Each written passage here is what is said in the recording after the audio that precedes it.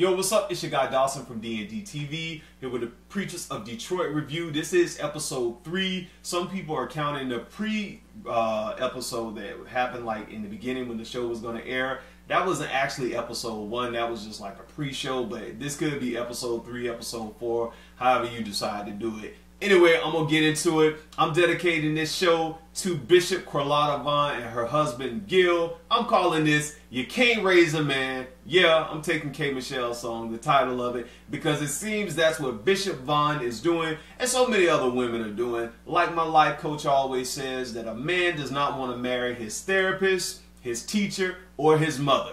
You can't raise a man. And Bishop Vaughn, the show opens up with her and her husband talking about their relationship and how she wants him there with her more because he is in North Carolina, basically, living his life. He stated during this show that, he gave her, the earlier years of their life. He was there cooking, cleaning, doing everything. And she was out ministering, basically ignoring him as a husband. So now he feels that he owes himself, for the rest of his life to let that be the best of his life. So he doing his own thing. So they talk about that. And she's basically saying, look, I need you here.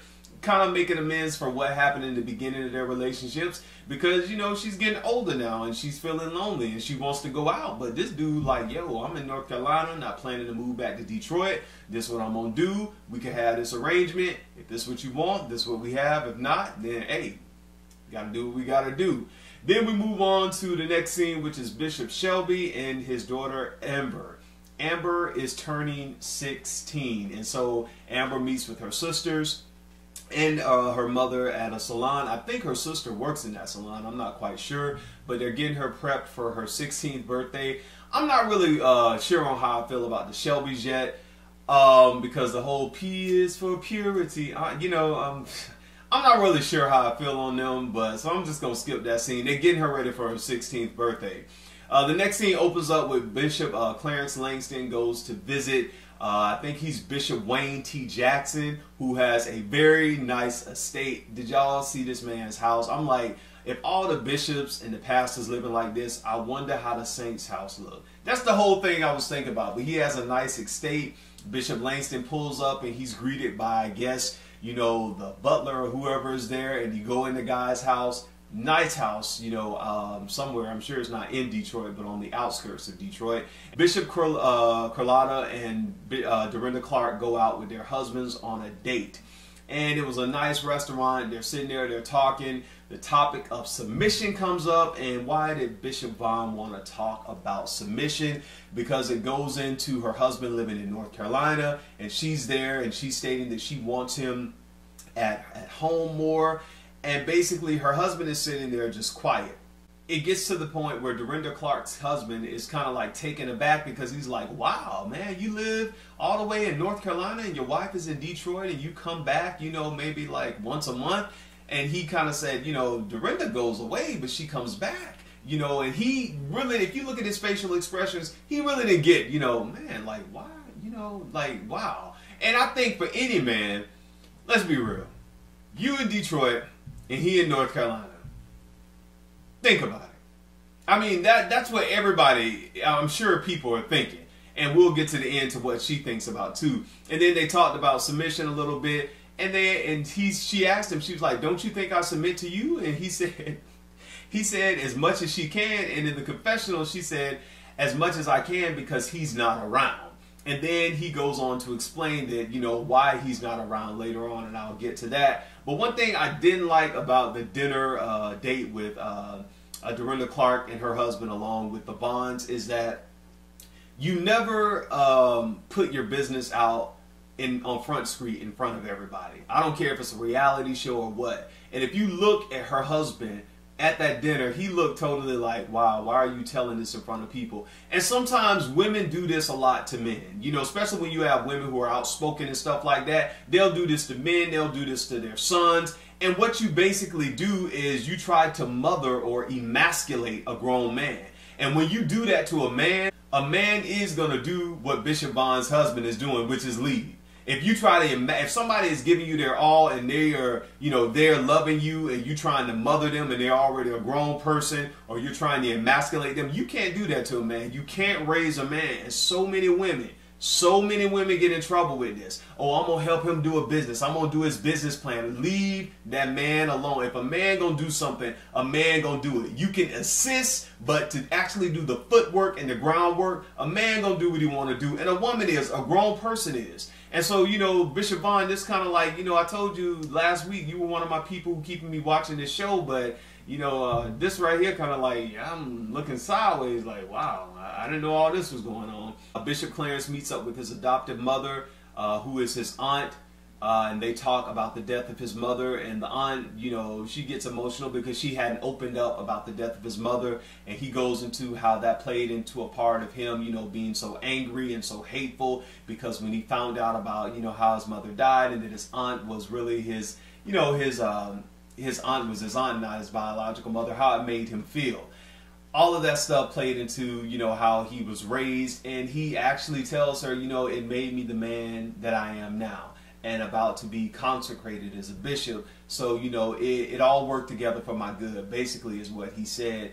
And, you know, I like that scene right there. That was one of the realest scenes of tonight's episode because it made me think about all of the family members, moms, aunts, grandmas, who are taking care of grandkids and cousins of family members who are strung out on drugs. And y'all, come on, let's be real. We know somebody who is strung out, addicted to something, and that the kids are just left there to basically suffer. So definitely shout out to all the people who step to the plate and take care of the kids who family members have addictions that are keeping them so, you know, strung out that they can't take care of the kids. Then we get on the scene where Dorinda Clark and her daughter talks about the dinner that they had with the Vaughns.